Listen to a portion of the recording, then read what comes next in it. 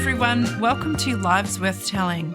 I'm your host, Jodes, and my podcast is about digging deep into people's stories and providing them with a platform to share their life and their experiences with my listeners. One of the key reasons in creating this podcast is so their families and friends can have a record of their life, their stories, and their voice forever. One of my favourite things is hearing about people's stories, their triumphs, their hardships, but most of all, I love hearing about their resilience. I really hope you enjoy listening to my guests share their lives with you. I want you to have a few laughs and allow yourself to be immersed in their stories. Well, welcome to episode 3 of season 2 of Lives Worth Telling. Hello to our new listeners who have joined us recently. I have had some questions about my guests and do I interview outside of the studio? The answer is yes, I can definitely come to you. However, our overseas listeners, please send me a message through the link in the app or through the Facebook page and we can work something out. In today's episode, we meet the incredible Flick, aka Action Barbie. Her ability to face life challenges is definitely one to be admired. She shares with us her stories of travel and where her career of nursing has taken her. So get ready to be inspired by this extraordinary human. Enjoy. Oh my gosh. So today, this person, now this is a real friend of the show because this person is related to our friend of the show, Tim. And this person and I clicked straight away and our association is through Tim because she happens to be the wife of Tim, but she is also a person in her own mind. Welcome to you, Flick. Thanks, Judy. Yes. I think it's funny that you say we click straight away because my first impression of you was, what is this woman doing staring intently at my husband? Oh my gosh, different memories. Yes, that was quite bizarre. And you were thinking, who is this? And then once you started talking, we clicked. Yes. It was a long, but that first, who is this woman walking towards my husband? She's just got eyes for him. It was such bizarre circumstances that we met, really. I know. Yes, so Flick, we're going to explore, I guess we're going to get the reverse of Tim's story in a little bit, but we're also going to explore who is Flick. And so first we'll start off with background and childhood and tell me about your family, your parents, your siblings, etc. So, small family, me and my sister, mum and dad, Ruth and Jeff, grew up in Blackrock. Okay. Which is Bayside suburb. Yes. In Melbourne. Yep. Yeah. Very, such a boring middle class white. like so boring. Boring? Yes. Well, I guess because now I work in a very multicultural area and it's even funny because I saw Mum the other day. She said, we were up in Shepparton and it was so wonderful. There were people from everywhere. And I went, I know, I love it. And she said, me too. Yes. Yes. But growing up was very... Like in your street, is it? Do you mean the whole suburb, really? Yeah. And has it remained the same? It's more wealth there now. Yeah. Yeah. I grew up and thought, I'm going to live in Blackrock forever. I'm going to come back here when I'm... Blackrock's beautiful. I know, but... Where had they come from? Well, my dad had grown up in Sandringham. Okay. And Mum had... Well, she'd actually spent part of her childhood in Blackrock. Yeah, okay. So they hadn't moved far from... But Mum, I don't think Mum's family were terribly wealthy. Okay. Well, they were, they were relative to lots of parts of the world. But she had 3 younger brothers. Okay.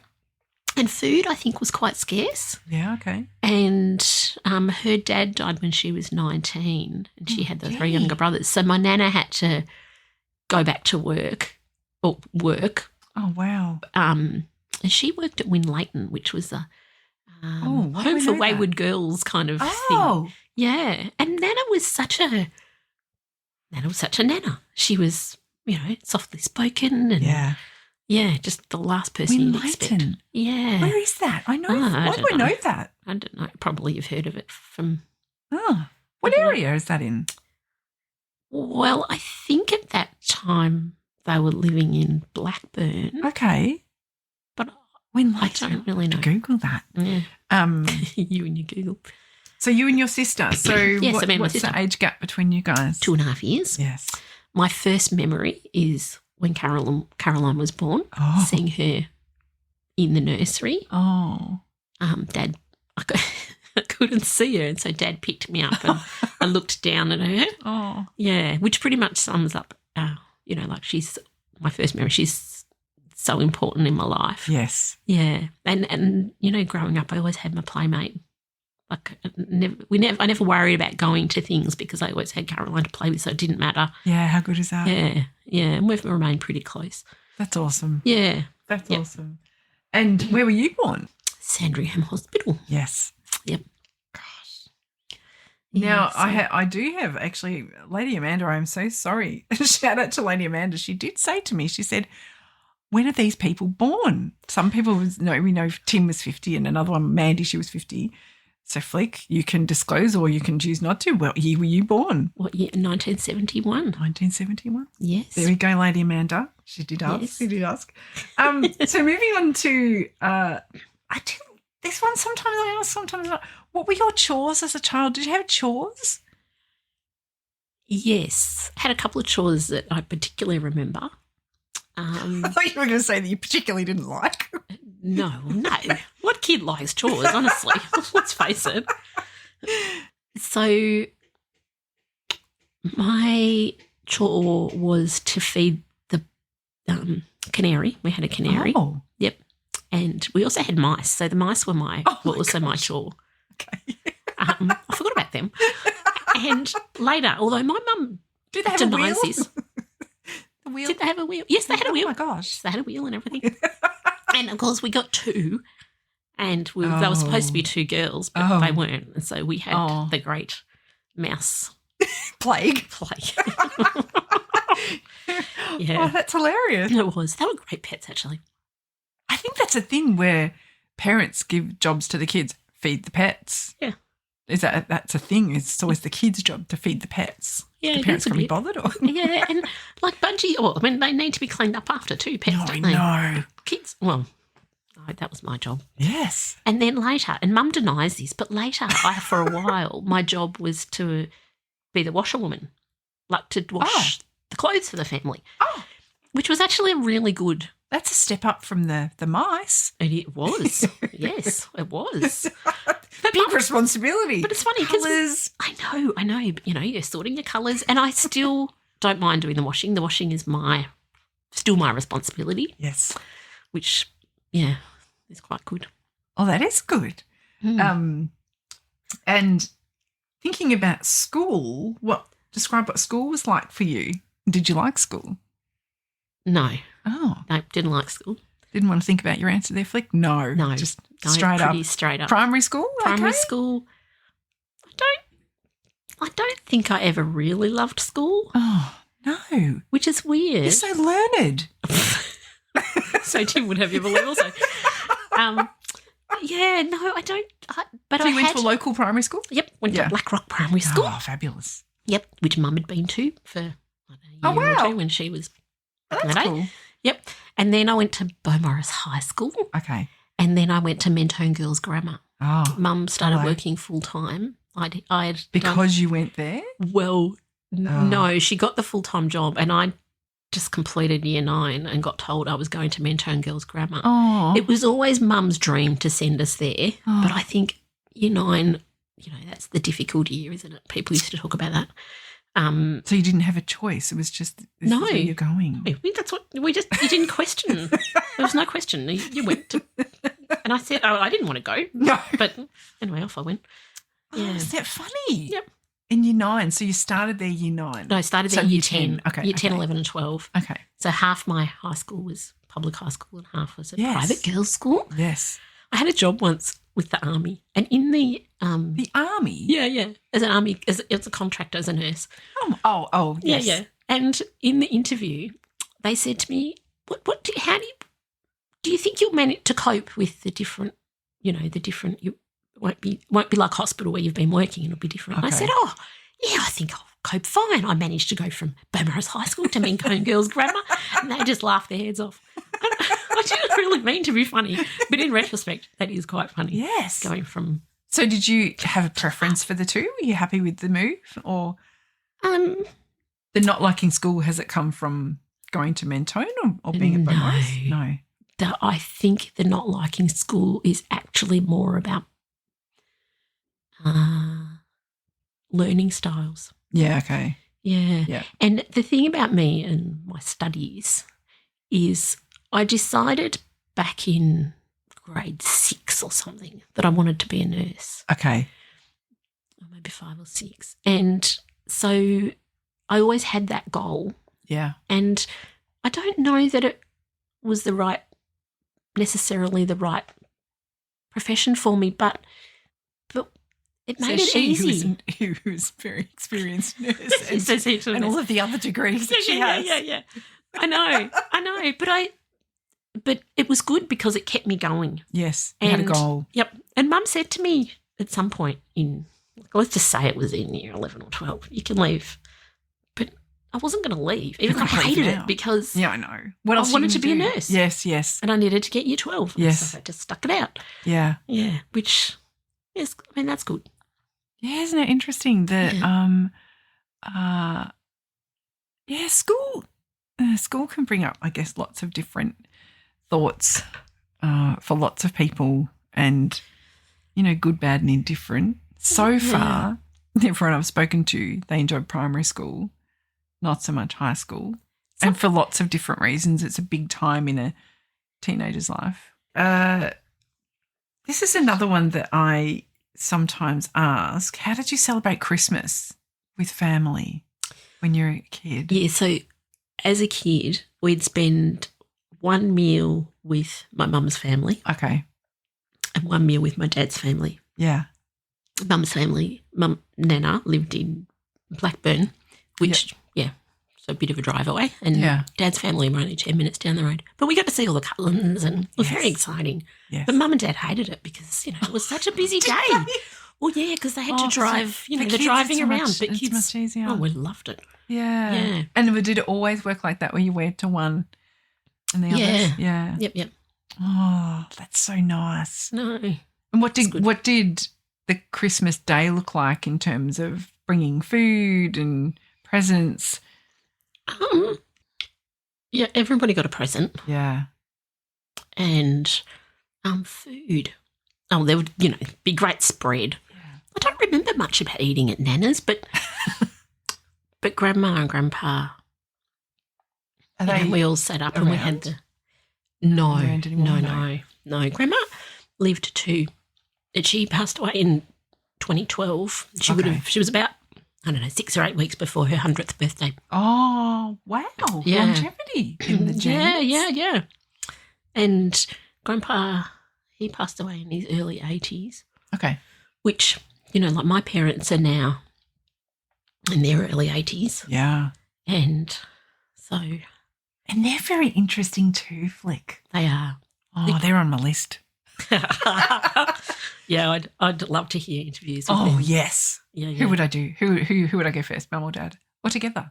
Who could I interview? No, I think individually. Yeah. That was the thing about losing my grandpa and having those years with my grandma. Yeah. I got to know her as a person individually. Yeah, beautiful. And it was beautiful. Yeah, it was. It was, and I really wish I'd had more time to get to know my Nana. Yes. Because she was an amazing lady. Yeah. Yeah.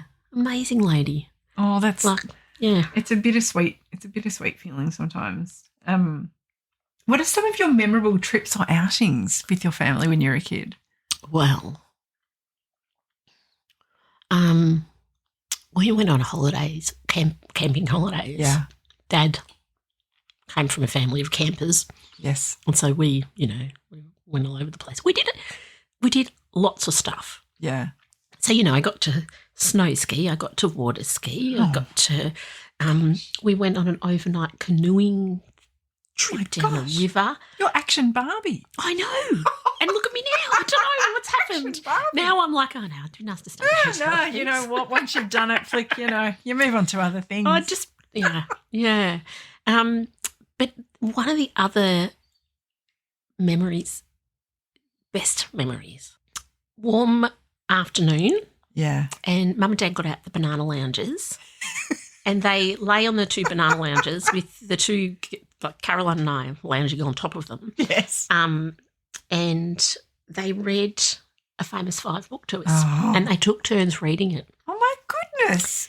And it was the best. Like it was just the best afternoon I love and it gave me that, if I didn't have it already, it gave me that love of reading. Yeah. Yeah. Yeah, I think that's really important. Yeah. And the Famous Five. I know. Even reading them now, like it is a snapshot in time, but still the best. Yeah. I love the Famous Five books. I know. Enid Blyton. And Treasure Island. Yes. Yes. I think it was the first of the Famous Five ones. Yeah. Anyway, it was Brit. Yeah. Well, so how old would you say you were then? I really don't know, but it must have been probably early primary school. Yeah. Okay. Yeah. And then after that, I was an avid reader, but I read Enid Blyton for so long. And my grade 6 teacher said to me, Felicity, I think you could branch out a bit. Rude. No. But she was right. And bless her, because I did branch out and I found, now I love reading. Oh, my gosh. You read more books than anyone I know. I think you are the pinnacle of my friend Sandra Zabo, shout out to Sandra. I reckon she reads a lot of books, but I flick you are the pinnacle. But the thing for me is I usually have a paper book on the go that I read before bed. Yes. And I have an audio book that I listen to and from work and anywhere else I'm going. And so I just don't know how you fit it all in. But that's the thing. That's the thing about listening to an audiobook. Yeah. You're doing it while you're doing some other task. Yeah. Like if I'm cleaning. My least favourite job. And the thing is that now my daughter goes to school in Hawthorne, which is, it's a good 45 minutes to get there. Is it really? But I don't listen to it on the way there because she's with me. Yes. But on the way back, where it's fair 35 enough. minutes on the way back. Travel time to where we're going, whether that be work or study, that can be a time of Yeah. And I only drop her off twice a week. Okay. So the days I'm not working, I drop her off. Yeah. And so that's 2 35-minute trips a week. How many books now with this? I know we are on Goodreads. How many books have you read so far this year? It's an extraordinary amount. 30-something. See, that's extraordinary. See, my goal is 40 a year. And 40 for a lifetime for me because I have lots of books that are about a quarter or halfway through. If it's a good one, it's finished. If it's, look, it depends. If it's no good, you've got to piff it, which is really hard. But, yep. I have started the new Liana Moriarty book. Oh. Yeah. Interesting. The weirdest thing is it starts out everyone's on a plane. I thought, where's this going? Anyway. Your book reading, it is like no other. I'm quite proud of myself because I've started to, listen. It's the listening. Okay. To books that I wouldn't have otherwise read. Oh. So I wouldn't that branching out from your teacher in grade 6 is ringing in your ears. Yes, she would be very proud. Like I listen to biographies or autobiographies and, just other genres. Did you listen to, and I actually must try and find it, did you listen to the podcast that Tim was on, the Bon Jovi one? Yes. Must look that I think up. I listened to it when he was taping it. Oh, okay. Yeah, because I see that's the thing. I don't listen to podcasts that much. Yeah.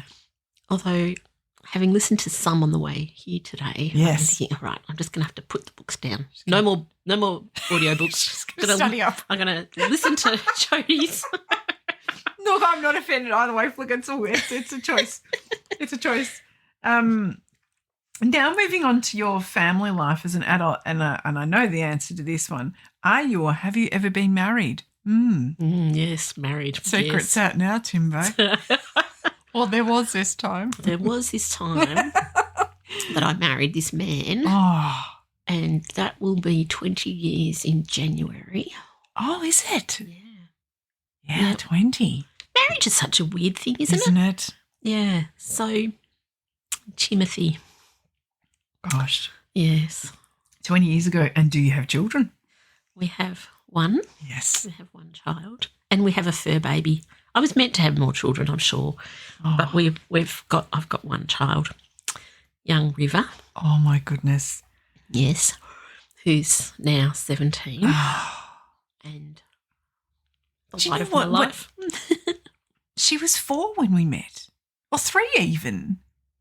Was she 3 or 4? 2011. My maths isn't that great, Flick. I can't add up on the spot. Yeah, they were going. I reckon 4. No, hang on. Yes, it would have been. Yep. Kindergarten. Yeah, The girls were at kindergarten. Tickety tick, times move. Lucky we stay the same age. Oh, that's right. We don't change at all. What traditions have you established in your family unit as an adult? Well, my favourite tradition. Oh. There's many favourites actually. Yes. But the favourite one, when I knew you were going to ask this question, was Christmas Eve. Oh. We read Tim always wanted to read River the night before Christmas book. And somehow that grew, and now we have a little posse of about, 3 or 4 books. There's at least 3 or 4. But the best one is not the 12 Days of Christmas, the 12 Dogs of Christmas. And so River now reads it, and Tim and I do the actions and do the... Are they breeds? Yeah. The dogs. Okay. Yeah. Okay. It's so good. And, 12, it's not 12 pointers pointing, but, like that, Yes. 12 pointers pointing. Lots of different versions of the prancing and Nights of Christmas. Very funny. Days of Christmas. And we just, there's so many laughs. So good. It is. And what are your favourite trips or outings that you, oh my gosh, you've had so many as an adult or as a family unit? It's like even before that you were with Tim, like trips, outings. So that are key. The big one, I did a couple of big ones, but the big one before I met Tim was going to Africa. Oh, so wow. I did a truck Africa tour. So flew over to Africa, meet up with your posse. So by yourself? No, I went with a friend. Okay. But it actually wouldn't matter because it was a month, I think. Wow. 4 weeks. And so, and the person that I travelled with and I were very different from each other. Okay. And so... How old were you then? Well, that's a good question. Hello. So, it was the year I turned 30. Wow. And the first day of the tour, we met the tour guide and the driver, and they said, we want to make a change to the itinerary. And we went, oh, yeah, what? They said, we want to stay north for a bit longer because we want to be in Zambia on the 21st of June for the total eclipse of the sun. Oh, my goodness. And I was like, right? What date? No, I think they said they didn't actually tell us the date. I said, what date is it? The 21st of June. I said, no, what date is the eclipse? And they said, the 21st of June. And I'm like, that is my 30th birthday. So the world put on a total eclipse of the sun for my 30th birthday, and there we were in Zambia. Special. I That's know. so cool. I know. It was just like you could never top that. So what areas in Africa did you see? So we flew into Nairobi in Kenya, and then we went. I have listeners there. Yay! Funnily enough. I know. And then we went south from there. So, through Tanzania and how cool. waved to Mount Kilimanjaro, and then down through Malawi and Zambia and oh my gosh, Botswana and Zimbabwe. And then on the way back, we had a week in Mauritius.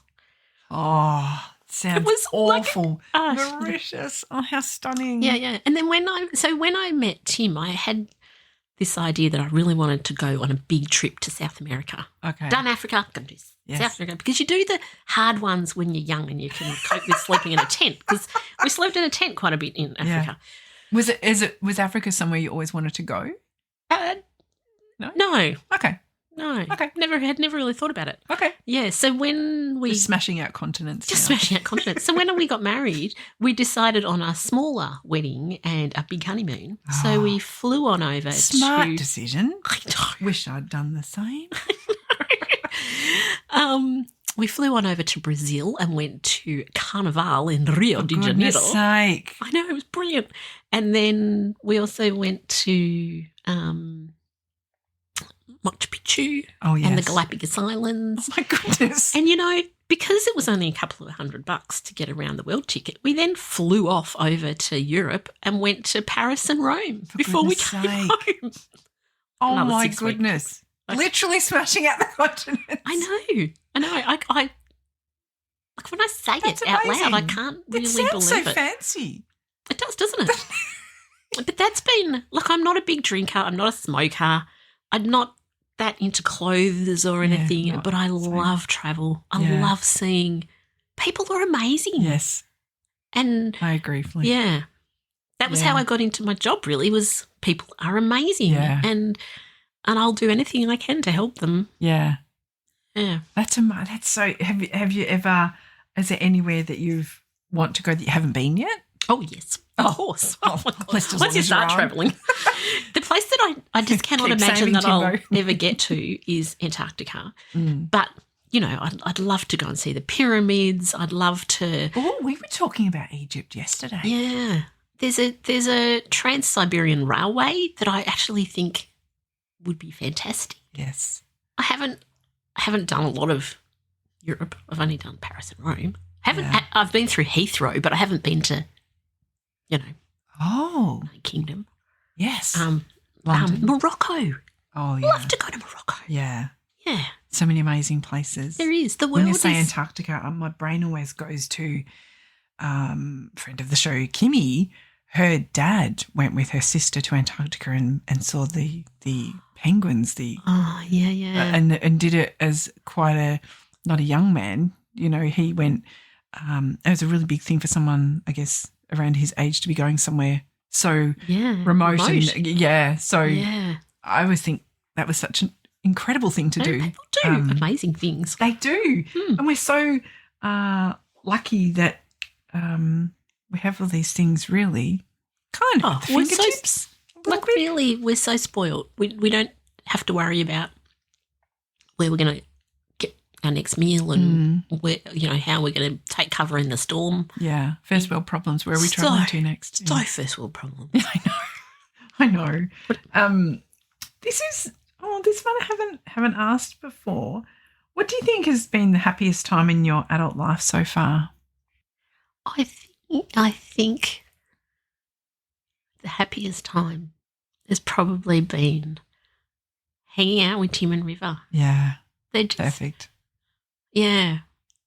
Yeah.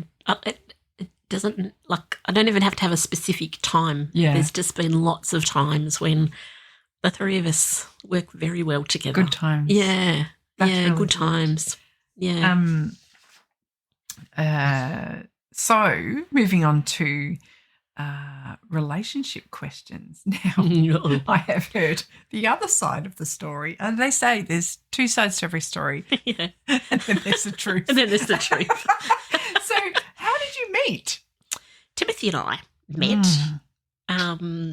in a bar. Oh. Melbourne wine bar. It was funny listening to Tim's episode, and I was like, you've got the name of it right. So you have the advantage of Haven't the heard fact his- checking. Yeah. Because he can't come back at this now. Although he could, because maybe he could, but let's hope he doesn't. You have free rein here, Flick, too. And Tim's memory is, oh my God, it's so bad. He does declare that, doesn't he? He does. Yes. Yep. He's got such bad memory, but I was very surprised that he did remember quite a few things. Things that are important to him, I guess. Yes. That's the Such thing as about yourself. Tim. Yes. Yeah. So we met at this bar, and I was meeting someone in the group he was with. Okay. Because his friend was coming out on girls' night out with us, because I used to go out dancing with Caroline, my sister, and friends and whatnot. And so I went over, said, "Hi, Rob," gave him a hug and a kiss. And Tim says to me, "You can't do that. He's mine." And I was like, "Who is this man?" Because Rob was married. He literally was like one of the girls. He'd come out dancing and very good value. I know, it was really good. Yeah. So I said to Tim, "He's not yours, he's mine." But he was there with a girl, and it took him, oh my God, like 18 or 19 years of our marriage before he actually admitted that, yes, he was there with the girl. Oh, truth out now. Yeah. But she was going back to the UK the next day. And so it took him a couple of weeks. And then he sent me a text message. Was he? Apparently. But, sucker here. God, what a crazy one. He sent me, for our 18th wedding anniversary, he sent me a poem. Roses are red, violets are blue. You've put up with me for 18 years, so more fool you.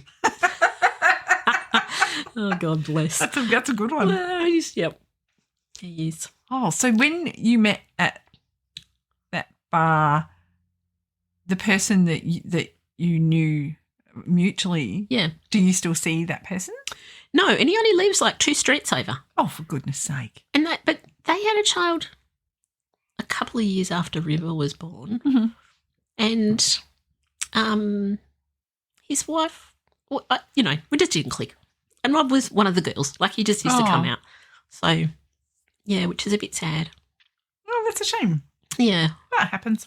You know that whole saying that you have friends for a reason, a season, or a lifetime? Mm. I totally believe in that. A reason, a season, and a lifetime. Yeah. And I think Rob was a friend for a reason. Yeah. Yeah. He did his job and he took off. Yeah, he came to our wedding. There you go. What are some of your early and best memories together of you and Tim? Tim and I. Gosh. Any hijinks you can give away? Drop him in it now. No, pretty early on, because he's a Blue Carlton supporter. Yes. Pretty early on, he said, "I won't be going to the footy that weekend because they're playing over in Adelaide." And I said to him, "Well, why don't we go to Adelaide for the weekend?" Yeah. He is not a flexible thinker. And he goes, That did make me laugh a lot when he said about when the spontaneity. Yeah. He's like, hold on a minute, hang on a tick. Yeah, I'm all over the place like a rash. Anyway, yin and yang. Yeah. And I mean that, and we went up to Sydney for New Year's Eve, so the start of 2004. Okay. With a whole bunch of his friends. That was a pretty epic kind of a weekend away. That was a big weekend. But then, when you say big, I mean a big weekend. A big weekend. Yeah, so we had this New Year's Eve party. We had the next day we had like a festival. Okay. In Sydney. And then we went to the test at the SCG. Oh, okay. Yes. So there was just a lot happened. Yeah. Yeah. And in quite a short time. Yeah, the festival thing, the thing I remember best about that was I was pretty hungover, I think. And as I said, not much of a drinker. Oh, yes. And it was really hot. And I was getting, I started to really not feel well. So one of Tim's friends filled up my hat with hot water, and dumped it on my head. Yes. It was the absolute kindest, best thing anyone has ever done for me, because I went from being, I think, really overheated to cooling down. I started to feel really good and started to enjoy the music. And that's really good. Now, there's a couple of little questions here, but I think what do you admire most about Tim? The thing I admire most about Tim. So, Tim, she's just unfolded a big folder of notes and she's just trying to find one. There's so many. There's so many, is there? Like a credit card slip, when they open up a credit card. Yeah. They all flick out. I love the way Tim pulls out topics. He'll say to me, now here's a question for you. Oh, yeah. And he'll pull out this topic and you'll think, oh, okay, right, now get my head around this question. Yeah. And he's so accepting of me, my foibles, and his own. Mm-hmm. He's very quick to laugh at himself. Yes. And I love that about him. Yeah. Because, yeah, he if someone had said to me when I was 18, what are the things you want out of your life partner? Yeah. I don't know that I would have said a sense of humour, but honest to God, I had got one he's got that in spades. He's so funny. He makes me laugh every day. And I don't remember laughing much as a child. Yeah. I don't think there wasn't much fun. There wasn't a lot of funniness. Like there were some really good laughs, but nothing like what I live with now. Every day he would make me laugh. Yeah. Even when we've been having a right regular Barney about something. He will make me laugh. What? A Barney? What could it be over? Ugh. Oh. Well, that's the question. Couldn't even imagine it. We bicker a bit, and then we have the odd right regular Barney. A right regular Barney. Yep. Oh, gosh. There's lots to unpack there. Isn't it? That's a thing, isn't it, though? You have to accept your partner's foibles because you're not going to change them. And get along with it. Yep. Yeah. Make peace with it. Make peace with it. Is there anything about his, are there any personality quirks or traits that you love about Tim? Oh, I think if I covered that with his humour. We've separated, there's a division of labour in our household. Oh. He does most of the cooking. Fabulous. I do the washing. Excellent. He looks after the finances. Yes. I look after health and well-being. Yes. I very much appreciate that he likes cooking and he cooks. Oh, how wonderful. I know, it is wonderful. And he tries different stuff. I love that. He's a good man. He's a catch. I think it's so exciting to sit down to something that you haven't cooked. Yeah, from my perspective. Yes, because you do all the cooking, don't you? Oh, this is the first time I'm seeing this. I haven't just seen it for the last X amount of hours. Yeah. I agree. That is, he loves to try different stuff. Yeah. And moving on to work and profession now, what was your first job? My first job was in the kitchen of a special accommodation. So older people who lived like a nursing home, only they were independent within their little room and they came out to the dining room for meals. How old were you? Oh, good Lord. I don't know. Like a teenager? 16. Oh, that's so like that. cool. Mm. How did you know someone that was there? Yes. So a girl I went to school with, her sisters got the job and then she got a job and then they needed someone and so I got the job and then Caroline got a job and then Caroline's friend got a job. Like they jobs for the girls. Jobs for the girls. Yeah. And then they sold it and it was knocked down and it was really sad. But So like serving or a kitchen hand? I did kitchen hand in that the food was already prepared when we got there. So we went straight after school. The food was already prepared in the ovens. I didn't even dish them out, I don't think. Yeah.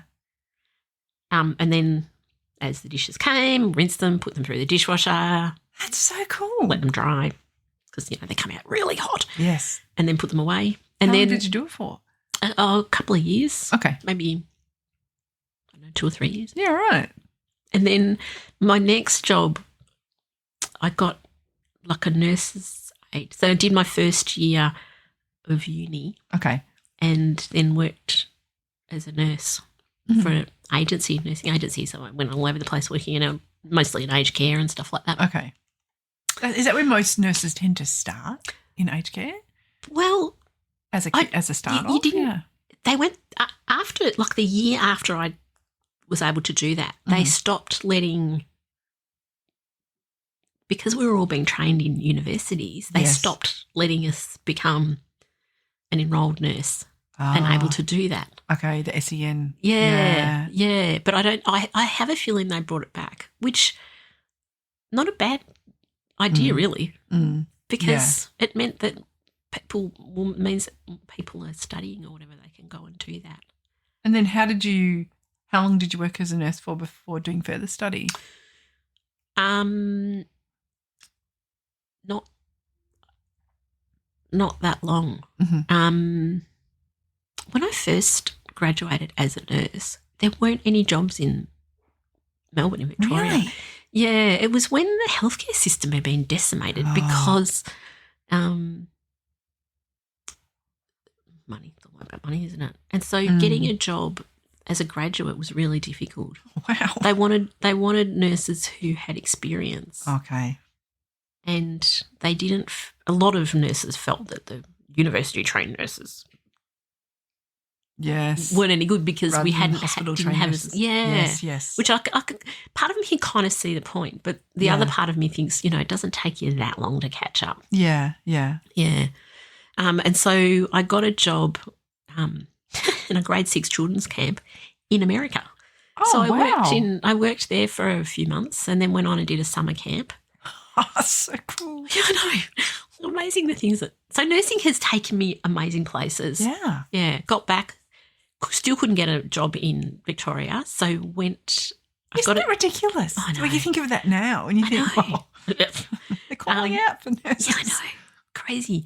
And so they were opening a cardiac unit at Townsville General Hospital. And so I put my hand up for that and went and worked up there for a couple of years, which is not even a couple of years. It probably was 18 months that I worked in the cardiac ward. When I first got up there, the cardiac ward hadn't opened, so they sent me off to the psych ward. Oh. And I laughed because Was it a turn? It was a turn. And when I went over there, I was told to go over there, so over I went, and none of the staff were wearing uniforms and I was in my little white dress. And I was living in the nurses' quarters. So I just said to the lady, can I just go and get changed? I don't want to be in my little white dress.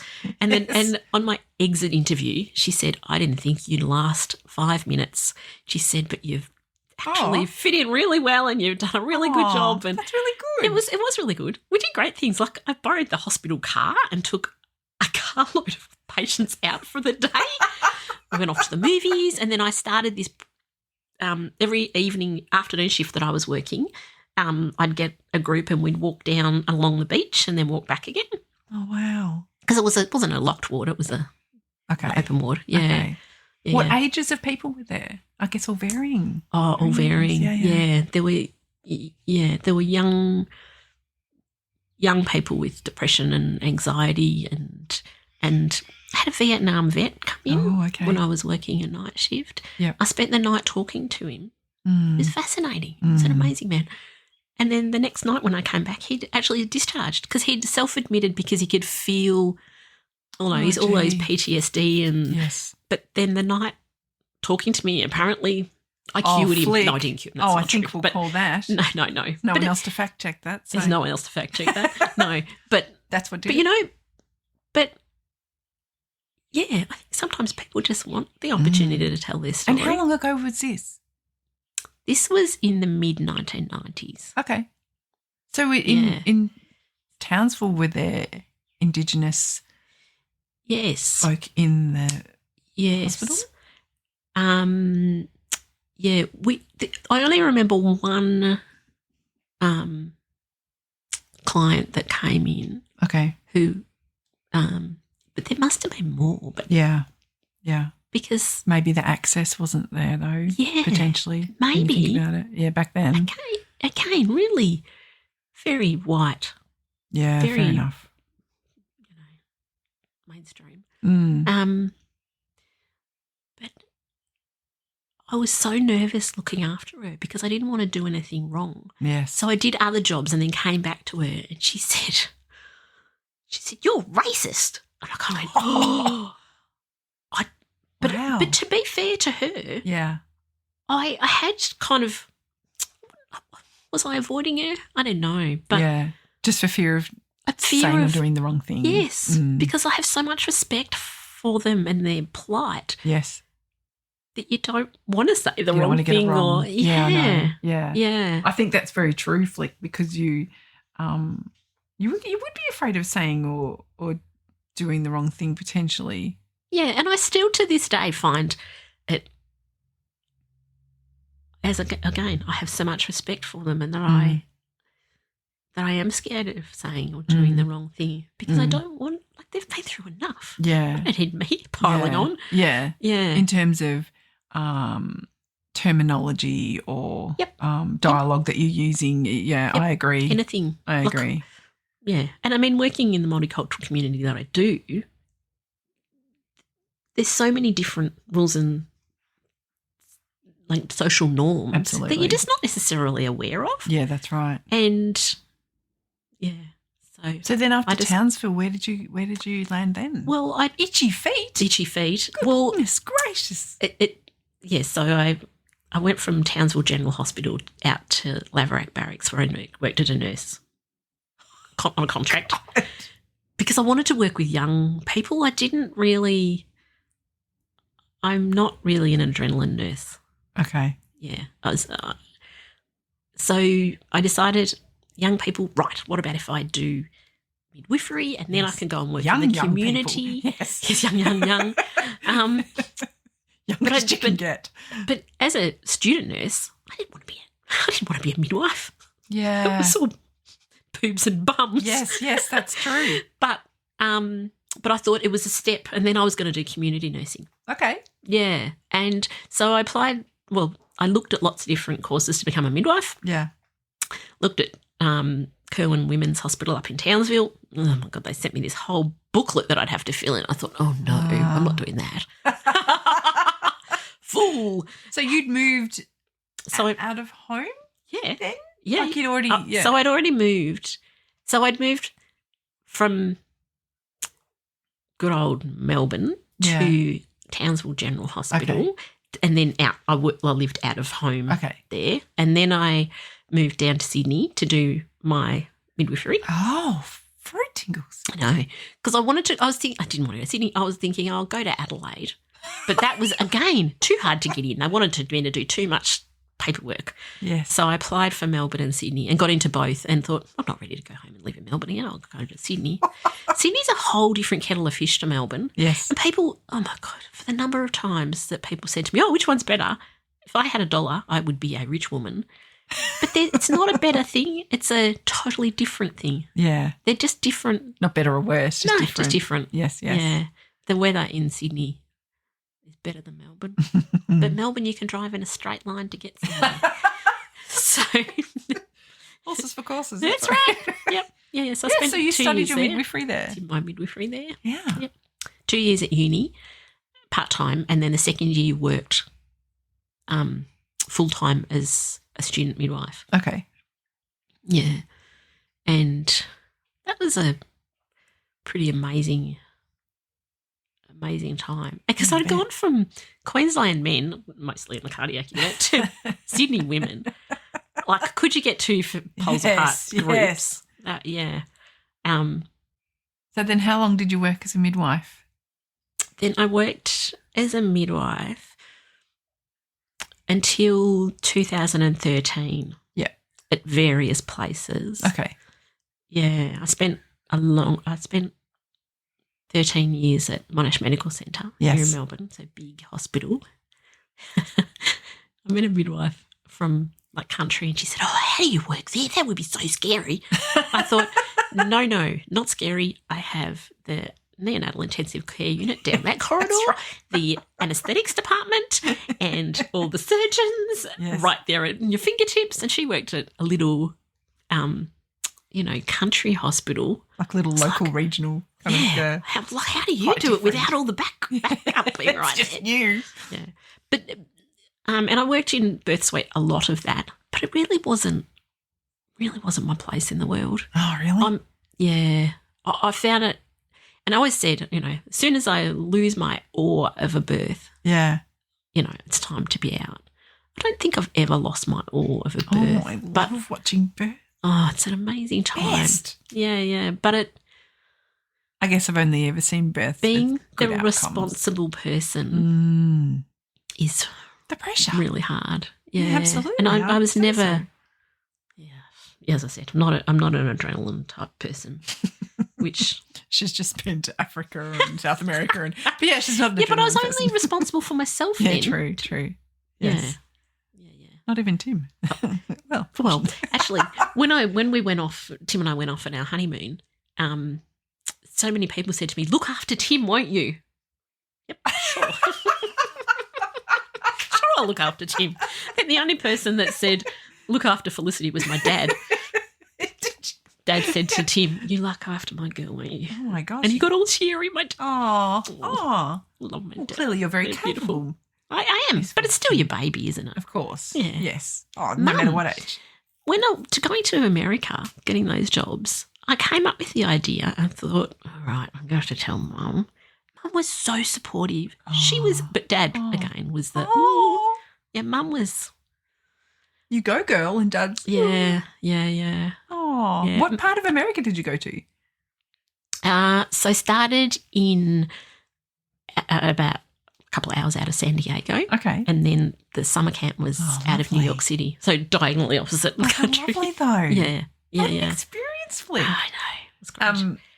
That's amazing. And so what did you want to be when you grew up? So it was always a nurse and then a community nurse. Yeah. And so 2013 I decided it was time to get out of the hospital. Yeah. So I took long service leave and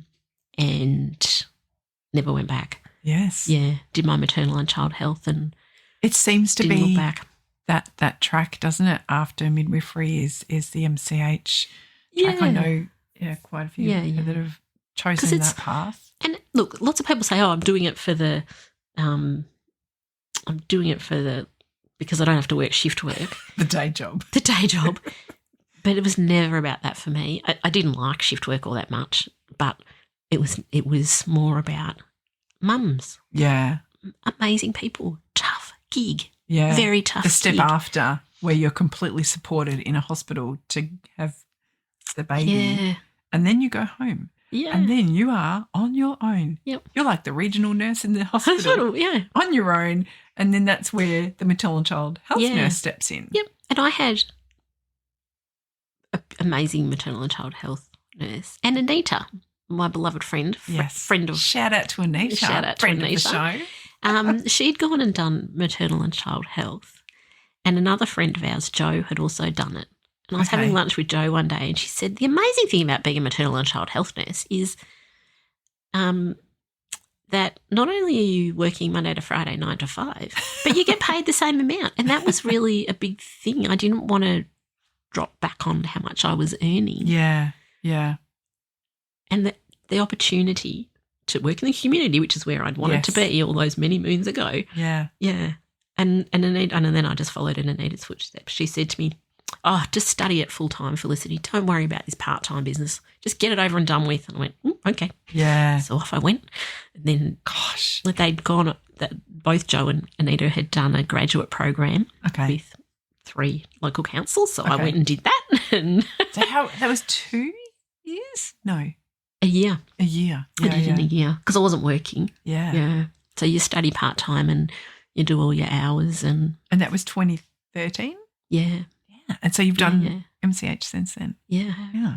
So good. Yeah. And that's where Tim says, we've got 3 degrees amongst in the family. So learned. But they're not degrees. I've got my degree in nursing and then I've got 2 postgraduate diplomas. Well, they're bits of paper. To work in that, you need to have a degree. And as Tim would say, don't let the facts come in the way. Don't let that get in the way of the real good story. Have a good story. Yeah.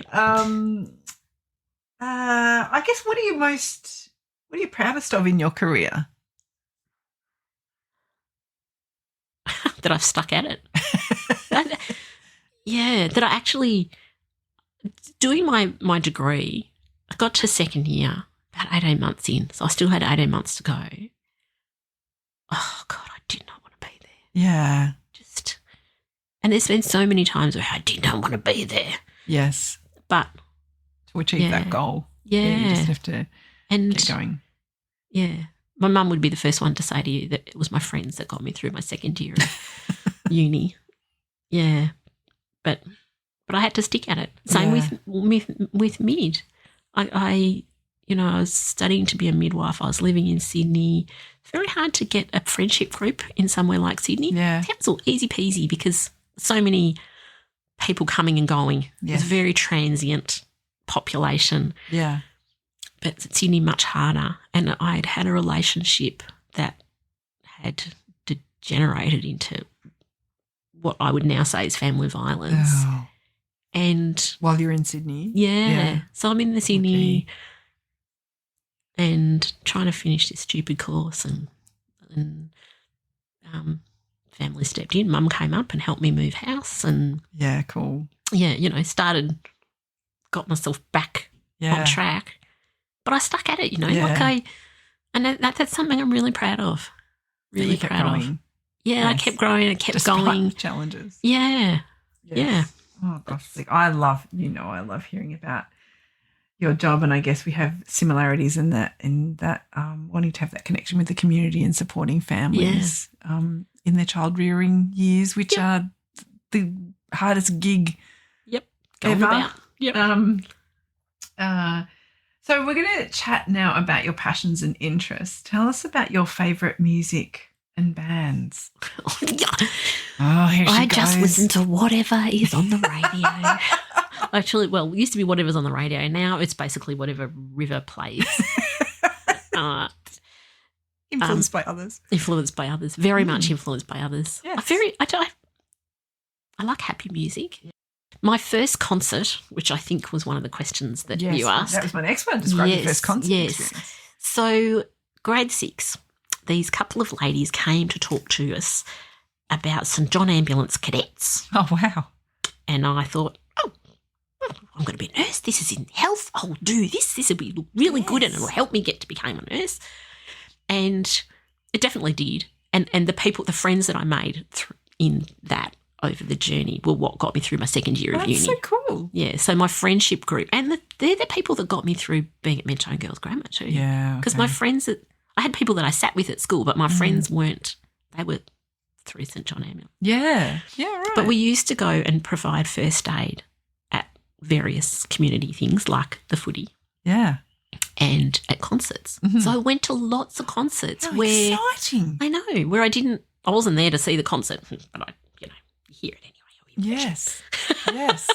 Yeah, so but I think the first concert I paid for was probably In Excess or maybe U2. Cool.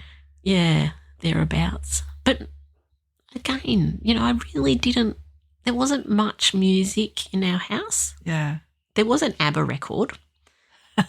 But Mum liked, classical and I do remember listening to the radio when I was a kid. You'd tape things on your tape. Of course. Yeah. It's the only way you got music back then. Yeah. Because it was too expensive really to hop into Brash's and buy yourself a tape. Yeah. Record or whatever. Yeah. Things were expensive. They were. Yeah. So I was pretty lucky in that I saw lots of.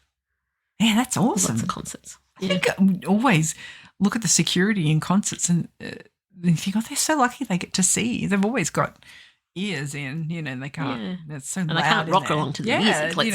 I would be so distracted and not be doing my job and just watching the concert. And favourite movies. We're talking about TV shows, actors. So my favourite movies growing up, Grease. Yeah. This is the third, I think. This is the third person. Dad took us to see the original Star Wars, Caroline and I think it was a Father's Day, and just loved it. Yeah. Loved it because Dad had taken us. And yes. An exciting thing, going to the movies. Exciting thing. Wasn't all the time. I reckon you can kind of pick what movies you saw at the cinemas. Yes. And didn't wait for it to come on TV or VHS. Grease was the first movie that I ever watched the whole way through. I was transfixed, and it wasn't until right near the end that I actually realised time had passed. I was so... That's so good. Yeah. So good. Yeah. And family and friendships flick. Look, I know this is Describe your friendships and how valuable they are to you. Gosh. Oh, well, Jodes. Incredible. My first friendship was with Caroline. Yes. Yeah. Aw. We've been, she's been my rock, my voice of reason. Yeah. But also someone that I've worried about, Yeah. such a lot with her journey. Care and concern. Yeah. And I've had a lot of people in my life for a reason or a season. Yeah. I mean, I had all my friends growing up. And I haven't kept in touch with them. I went through a couple of really difficult years and didn't really know what my place in the world was. Wasn't happy. And so moved away from them and have now made my own little posse of friends that I just adore and who've been there through, some difficult times. Yes, and definitely. Yeah. I'm very much I like my one-on-one friend. I like to see people one-on-one so I can actually talk to them, get into the nitty-gritty of what's going on in their life. Yeah. And I love that my friends are aunties to River. Yes. I mean, River calls you Auntie Jodes. Yes. And Anita and Chris, they're so special. Like River adores them too. Yeah. And my friend Fee in Tassie, Fee had River and I down there at the end of last year. Oh, wow. And, River, she loves my friends as much as I do. So good. Which, I think having aunties in your life when you're a girl is really important. Yeah, I think so. So. And as I was saying to, who was I saying? Oh, yes, I was saying to someone yesterday that some people choose their life paths and sometimes life chooses it for you and you don't always have a choice in that. But when you're making the choices, it's, good feelings when sometimes life chooses things differently for you. Yeah. And life's turning points, Flick. Can you share a significant turning point or moment of realisation in your life? Well, there's been many. Yes. I guess big turning point was when I was diagnosed with MS, multiple sclerosis. You think it was bad for you? What about me? That rocked my little feet. Oh, gosh, Flick. I know. But you've taken it in your stride. Well, I have. No choice. No choice. But. And I've had good support. Yes. Like Tim he's amazing. Like he really has. From someone Timbo, getting a good rap. I know, getting good rap. I'll have to talk about some of his bad points. God. She is winking a lot, but it's okay. It's just an audio. That's right. It's just audio. Like Tim stepped up and started doing all the cooking. In the evenings he'll say to me, "You go and have a lie down," because I get the thing that is the hardest for me with my MS is how tired I get. And I've never been a really high energy person, but I could be busy all day and be fine. But now, I just crash. I remember, Flick, the one thing that I remember is that your appreciation for the nurses at, was it St. Vincent's, when your vision had just kind of gone. It just gone. And how amazing that pay it forward is all the, stop getting goose pimples, all the, I guess, care and support you've given everyone in your career. It all just came back at you and the support you got from those nurses in the night. I remember you were talking about that, how incredible they were, that you were just thinking, this is horrid. It was so horrid. It was so horrid, but my mum took me to the GP and then the GP said, "I think you need to go into the A&E hospital." So off we went into the A&E hospital. And Mum and I were really very relaxed.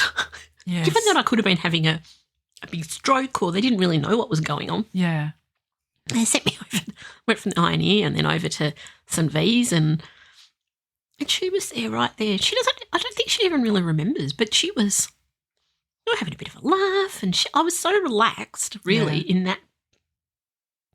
Everybody else around me realised how serious it was, but I was relatively relaxed. I felt like I was in good hands and the staff in the emergency department and on the wards, nurses are amazing people. Aren't they? Aren't they? I happen to know a really good one. Oh, quite a few. Quite a few. Yeah, quite a few. Yeah. Yeah. So, I mean, it was a big turning point. You realise your own mortality and MS is such an unknown journey. Yeah. They don't say to you, oh, this is what's going to happen. They say this, we don't know what's going to happen. Yeah. And so how many years since you've been diagnosed now? Like 6, 7. Yeah. Coming up to 7. Yeah. Something like that. Yeah. Yeah. So that makes it 8 since I lost my sight because it took me best part of a year to get a diagnosis. The thing about multiple sclerosis is it's multiple. So you can't just lose your sight in your eye because your optic nerve's bung. You have to have other things happening. Okay. Or it's much easier now with MRIs and they can say, oh, yes, you've got another little plaque in your brain. But, yeah. And initially my brain was deteriorating. But, yeah, I've had really good support. And there were no other signs at the time? It was just the vision? Yeah, just the vision. Yeah. Any tiredness at the time? Well, losing your sight is very tiring because you then using one eye all the time and, fatigue. Like I was, tired. Yeah. Yeah. So treatment at the time? So they put me on steroids for my optic nerve. And then I had another lot of steroids because I was back in hospital for another reason. But also, like, it impacts your mental health. So I ended up I was getting really bad headaches and they put me on antidepressants to help with the headaches, which is confusing. People say, oh, isn't it to make you happier? Yes. Well, it did have that side effect, but it actually was initially to help with my headaches, which, oh, God bless antidepressants when 2020 came along. Yeah. Because that was a pretty massive it was a good time, year. wasn't it? It was a great, 2020. a great time. Yeah. It was a really great time for everyone.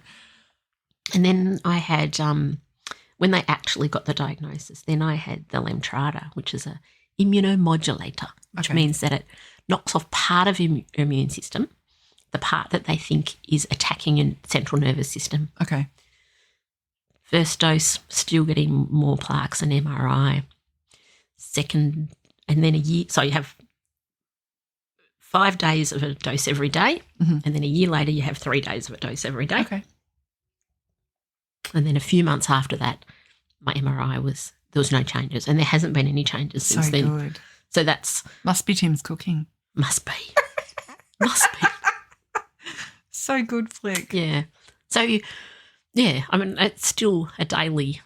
You're living with it. It's not, and that, my hairdresser, her husband was diagnosed with a brain tumour, and it was quite a big thing for the family, and he's just not quite back at work and things. But she said, I didn't want this, but I have to learn to live with it. It's so true. It is. There's a lot of things that, Yeah. I mean, To a lot live of with it things that every people day. have got to live with Yeah. every day. You're doing a stellar job though.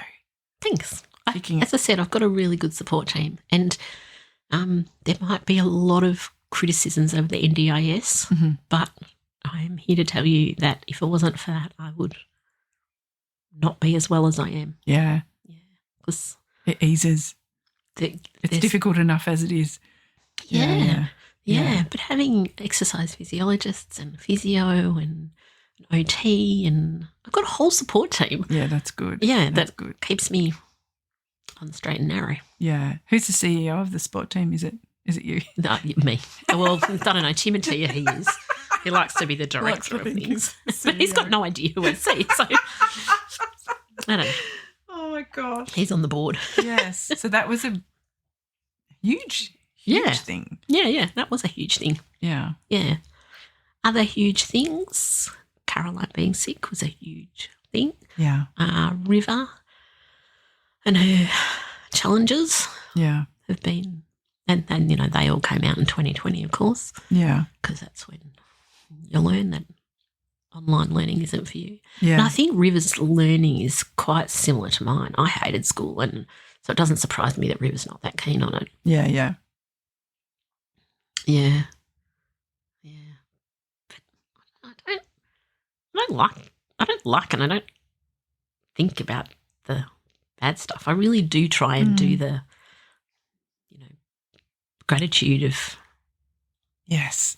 Yeah, because, I've got a fantastic support team. Of course, Tim of course. is so supportive. Yes.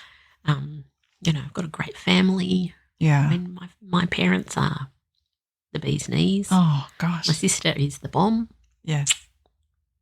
Great friends. Tickety tick. Tickety tick. Yeah, tickety tick. Even bad things. I mean, like Amy, my sister-in-law, passing away. Yes. I mean, if that hadn't happened, we wouldn't have. Oh, look, wouldn't have met know. you. It's And so a bizarre thing, isn't it? That something so awful, that something so amazing. Oh, came from it. for Yeah. sure, Flick. In 1,000 years, I wouldn't want that to have happened. no. But the positive of that is that the reconnection and meeting you and Miss River.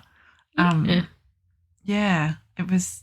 And even things like, so the mother-in-law living in the granny flat. Yes. That wouldn't have happened if Amy had been around, because where would Amy have gone? Yeah. Do you know, The trajectory the changes. trajectory. Yeah. Yeah. Yeah, definitely. Yeah, there's definitely quite a few in your bag there, Flick. Significant ones too. My next segment is called Curious Corner, where we ask curious questions about our guests. Now, there is no fact checking here. There is no fact checking. This is freewheeling here. Can you recall a time where you just couldn't stop laughing about something? When I first heard you ask that question on previous podcast, I had this in mind, and I've totally forgotten it because I laugh all the time. Yeah, that's right. That's right. It's that time where you're going to not be able to stop laughing when you're supposed to not be laughing. I laugh when I'm stressed. So. Like Linda, Lady Amanda's mum, Linda, she said that she'd laugh. Her sisters would laugh at the most inopportune times, and it was at a funeral, and they were. Oh, yeah. There's times where you just can't stop, and really the thing that you were laughing about isn't really that funny. But for some reason, you just can't stop. I was with Tim and River one day, not that long ago, and something tickled my sense of humour, and I was giggling, and they were just looking at me like, "You are crazy." And I just couldn't. And the more that they looked at me, going, and River's going, "Mum, Get hold of yourself." And then they started giggling because they're like, "What else can you do?" Because they're laughing at you, laughing at me. Yeah, there's a lot of laughing at each other in our house. The saying is, most smiles are started by another smile. Well, I think most laughs are started by another laugh. Yeah, probably. If you could have any superpower for a day, what would it be? World peace. I'd want to just sprinkle world peace. Oh. But the other one I would have is I'd like people to be able to understand what it's like to be different. Yeah. I think sometimes people really need to understand, like the education system should be able to see what it's like for kids who are not neuronormative. I don't know. Yeah. I think it would, if they could just do that if I could make it, a okay, you need to see the world through different eyes for a day. I just sprinkle that. And see, that power, I could cast that power on the likes of the old trumpet, Donald Trump. Because imagine if he could see the world through other people's eyes, what it's like, just for a day. Oh, humility. Oh, maybe we could have that in our leaders. Oh, man. Yeah. There's so much. There's so many so much things. there in the US of A. Oh, my goodness. Now, this one flick, and it doesn't have to be 5, but naming 5 people you would invite for dinner and why, people that are you're unlikely to meet. Yes, I've done lots of thinking about this one too.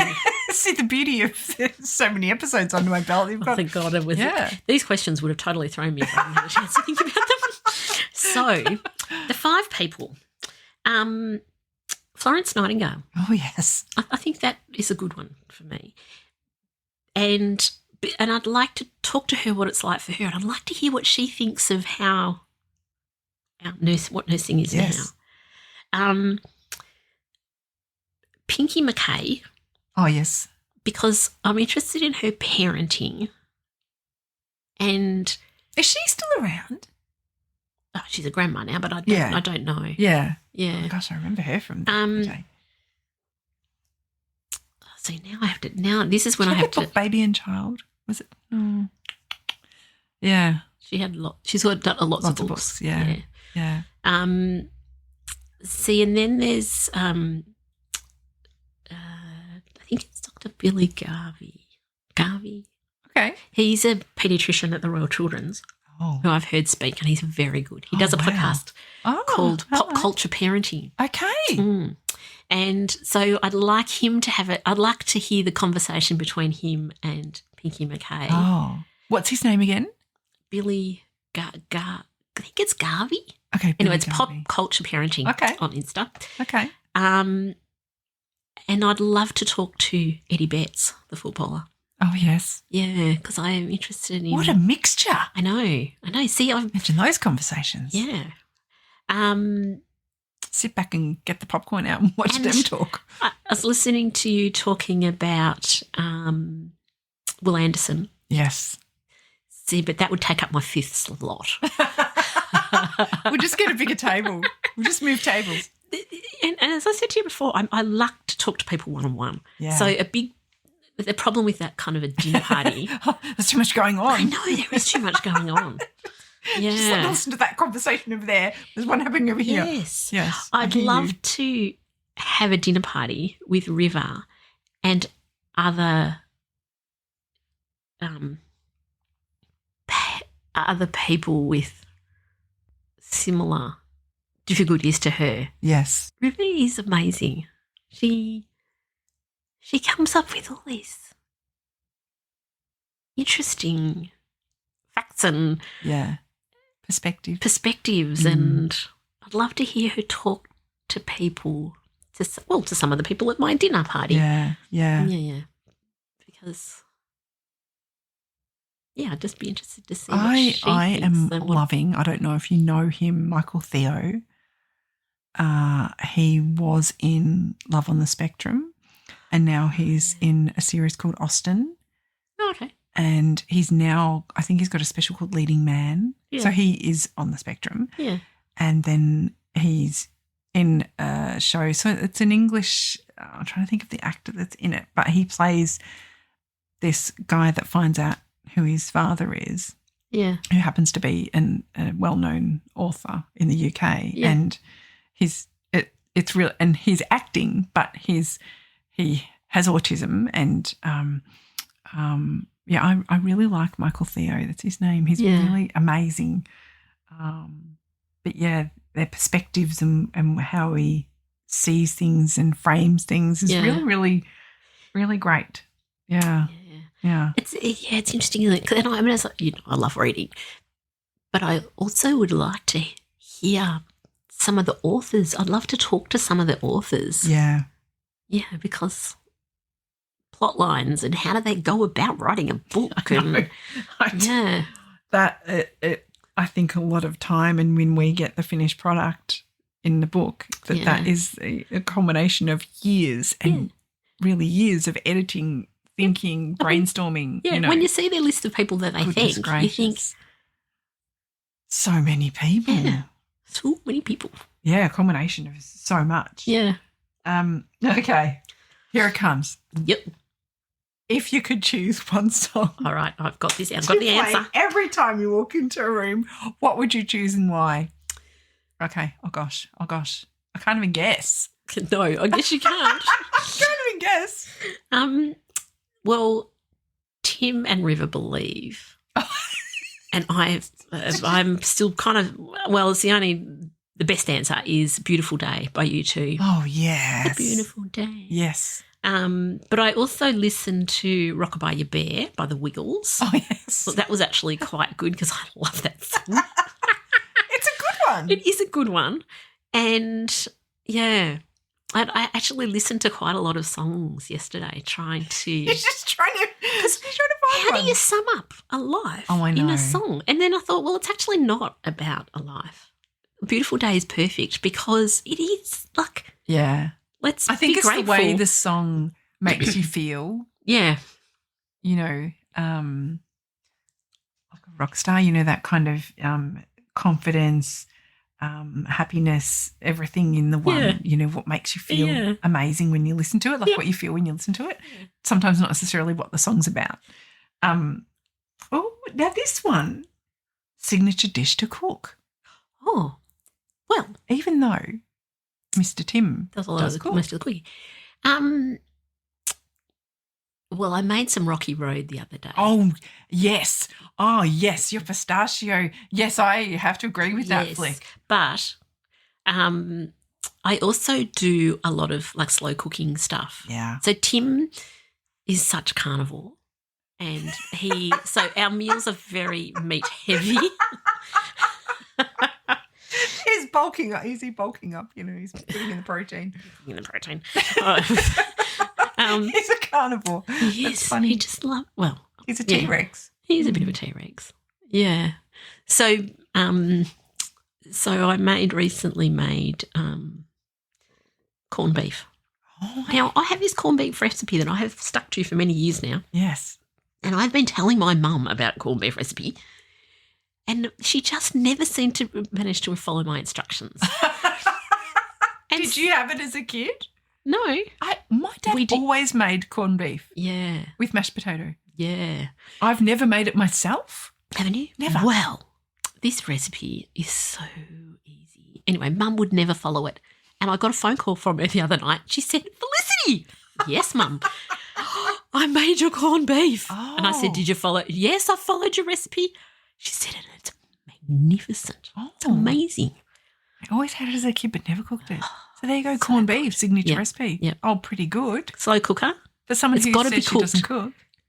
Very good. Slow cooker, 8 hours, Oh, yeah. some peppercorns, a tablespoon of brown sugar, quarter an onion. You can leave the skin on. It's about Okay. flavouring the water. Yes. And a couple of bay leaves.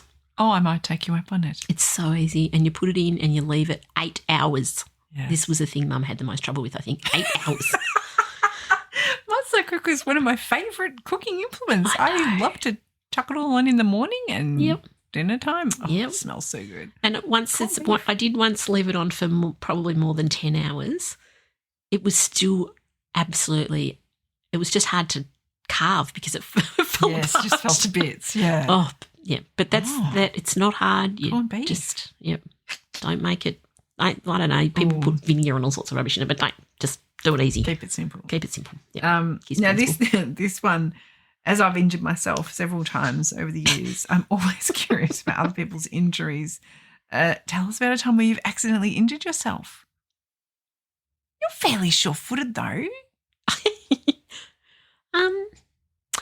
When I was in Africa, Oh, here we go. There we Name go. dropping. name dropping, I know. Smashing out continents. Yeah. TW. What could have gone wrong in Travel- Africa? A travel wally, like to bring it up. No, but what did go wrong was, so I had to jump out of we were parked in a town. I wanted to jump off the back of the Oh, no. down the steps like a bus. Yes. Only we parked right next to Steps are my enemy. I have to say up or down. Terrible enemy for me. Sorry, Flick. That's all right. So you had to get off, like, how many steps are you talking? So let's say it was 3 steps. Yeah. So I got onto the bottom step, but then there was a drain, and you don't just get a gutter with it. Water. It was a big drain. So I had to jump to the other side. Oh. Only on the other side, there was a posse of all these hawkers. You buy. Oh, yes. Oh, my God. And so I said, I'm coming in. So I jumped across, shivers. rolled my ankle. Oh. It was very annoying because I rolled my ankle when I went for a walk with Tim yesterday, but, you know. But it was now. Well, only, you know, like, oh. And then I take a couple steps and I'm fine. I could never feel it. But this was, it puffed up. Oh, Flick. So I was off it for a couple of days, which was a bit annoying. Especially when you're trying to get out and action stuff in Africa. Yeah. I know. Yeah. So. Rolling the ankle. Yeah. I've been, pretty hardy. I reckon you are. I'm starting to doubt. No. If you could do things differently, what career would you choose if you're going to do a different career? Here it comes. Yeah.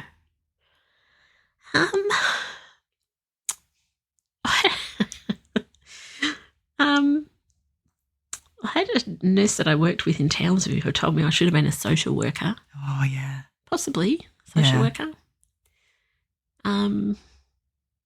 Well, you're technically not employed as a social worker, but you're a social worker. Oh, nurses do everything that nobody else wants to do. All of the above. So we just do everything, really. Yes. And sometimes maternal and child health nurse is about being a social worker. Yeah. I wouldn't actually say that's necessarily my strength within maternal and child health because remembering all the different, oh my God, there's thousands of, you can't just say, you need to go and see like referrals, physio. And things. Yeah. But probably better for me than nursing. Mm. Yeah, because I'm really not. The adrenaline moments are not my moments. I love the terminology. I'm not an adrenaline nurse. I'm not. And all the friends that I had growing up, there's so many of them have become paramedics or and things like that. Oh, that's adrenaline nursing. Yeah, right. Yeah, and they started as nurses and then off they went into ambulance service and whatnot. Yeah. Right. Yeah. Oh my goodness. So, my favourite question. I don't know why I love this question so much. And Mr. Timbo answered this very quickly, didn't even take a breath. Ooh. Hall pass, if you were going to spend a night with someone that isn't the lovely Tim, who would it be? Well, now I've had time to think about this. She's been researching this one too. Well, do you know, the funny thing was I thought I just need to find out the birth year of these people. Yes. So the most famous star with the closest birth date to me is Mark Wahlberg. Oh, and so I could quite happily. Mark. Oh yeah. Flick, sign me up. Let's go 2-for-1. Oh, Mark Wahlberg does not disappoint. No. Shout out to Mark Wahlberg. I mean, whether he's Marky Mark and the Funky Bunch or in the movies, he's just amazing. He is Great amazing. dancer. Yes. In the Good Vibrations. In the Good Vibrations. Best dancer. And, of course, Hugh Jackman. Oh, yes. He's a bit Can't of a go past a bit of Hugh Jackman. No, you can't go past a bit of Hugh Jackman. He just sort of, I don't know, he's just so down to earth. Well, he seems like that anyway. Yeah. Yeah. Yeah, and see, the thing about him is that he's now single. Oh, so I that see. Actually, I see so where you're that going shot with him this. to the top with a bullet.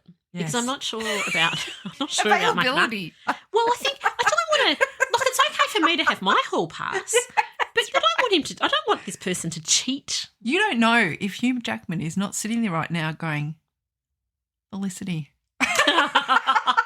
Oh, dear, no. Oh, you never know. Shout out to Hugh Jackman. And, of course, Mr. Mark Wahlberg. Yeah. Oh, yes. Bless him. He's probably married. But you know what? Look, I think he is. I read something that he recently moved. He didn't want the life of Los Angeles for his family, so they moved to Oh, it's somewhere it's not LA. Whether it's now I've forgotten it, but that's interesting. That resonated with me. But yeah, what do they say? Nothing's forever. No. Well, So my next section flick is legacy and reflections. And what are you proudest of in your life? Proudest. I am very proud of what I've done with my You career. should be. Goodness I'm very proud of my travel, even though I never you haven't about done a list of things. I haven't been to Antarctica yet. Oh. Tim and River want to go to Japan. I don't know. Japan just isn't. Anyway, you watch. We bet we'll end up there. River calls me the marshmallow. Oh. Yep, because, I'm sweet and Tim is much more like a rock. Sometimes I'm caught between the rock and the teenager, which, let me tell you, is not a good place. Yeah, I'm pretty proud of my marriage. Yes. It hasn't always been easy. Yeah. And it really, there's been times when I've thought, I'm out of here. But I love him and I just think you have to stick at it sometimes. Yeah. And reflecting, at the start of this year, I was reflecting on our marriage around our anniversary, and I love him more today than I ever have. Yeah. I think we've made a good life together. Very proud of what we've managed to. And I think when you think of the things that you face together, and as Tim and I talked about, that it can go either way. Yeah. When challenges are thrown at you, you can separate or divide, or conquer together. Yeah. But that's then pieces of history that then you face together. Yeah. Huge, big things. Yeah. Well, yeah, absolutely. And then things like, only ending up with one child and losing Amachi. Mm-hmm. They were massive. Oh. But they were massive as a couple. They were massive for me individually. And I was working as a Absolutely. midwife, seeing everybody else having their babies. And, yes. Really challenging. And that can, because when you see, I think of, for some reason this one pops to mind, is Sophie Delizio when the car hit that childcare centre and that the parents, when she was going through all the treatment, it was incredibly challenging. They separated. And I remember looking at the time thinking, how is that? This is a time where you've got to come together because this is really hard. And I couldn't get my head around. I remember reading that. It was a long time ago now. I think Sophie Delizio is pregnant right now. But it's difficult because you cope with those kind of heartaches differently. Yeah, of course. And it's hard to see it from the other person's perspective. Yeah, you're going to deal with it differently even though it's happening to both of you and affects both of you. But physically it was happening Physically to you. It was happening to me. But physically I knew I knew what was going to happen. I knew it was my, we had to go up to birth suite and I had to have the labour and blah, blah, blah. Mm. But I knew all that. And I knew the midwife who was looking after me, bless her, and I knew about all that. Whereas poor old Tim, he didn't have that. No. It was a gift. He's not in that every day. He's not in that every day. And, he will tell you that was the worst day of his life. Mm. And, but then I had Do you think it's better not knowing the information or knowing the information that what was going to happen? It was definitely better for me to know it. Yeah, for sure. Yeah, and it made decisions for me much easier. Fair enough. Yeah. For Tim, it probably would have been better if he'd had more of an idea of what was going to happen, I think. But then afterwards, when there was no more babies, it broke me. I bet. So hard. Yes. Because I'd always thought I'd have 2 kids, and it's made me as a midwife and a maternal and child health nurse much more kind of sympathetic and understanding to people who've had trouble getting pregnant or people who want more kids. Yes. Or, yeah. Yeah. I find it very difficult coping with people who've lost a baby. Yeah. Because I know how painful it is. Yeah. And do you share, when in your role now, do you share that you have had that loss? It's very hard. It would be very hard not to. To protect yourself sometimes. Yeah, to not relatively recently I did, because I got given a rose. Anita chose the rose from my work colleagues. They gave me a rose, which is in our front garden. And I had a client. Oh, a plant. Yes. A plant. Sorry. A plant. Yeah, a plant. Yes, a plant. Rose bush. Sorry. I had a client who she'd had a miscarriage and then basically a year later had this baby. And she was struggling with the loss of that baby, but then there was a new baby. You know, like there was these two parts of her at war. And so we talked about that. And I talked about my rose and actually sent her a text photo of it. And she said to me later that, you know, that people hadn't really understood and they'd go, oh, now you've got a new baby. Yeah. Yes, but I lost a baby. Yes. And it's painful. So significant. Yeah. But that for people then that it's just, it comes from that place of just not understanding where people go, well, you lost one, you got one now. What's the fuss? What's the fuss? You know, it comes from a place of not understanding. Yeah. And people say, you know, you didn't even know them. Yeah. You didn't know them, but you knew all of what that meant to you and what your plans for that child and all the feelings. Oh, absolutely. And for me, you know, I'd been sick during that early pregnancy and Tim didn't want to do that again because I'd been off work for like 8 weeks. Oh, gee.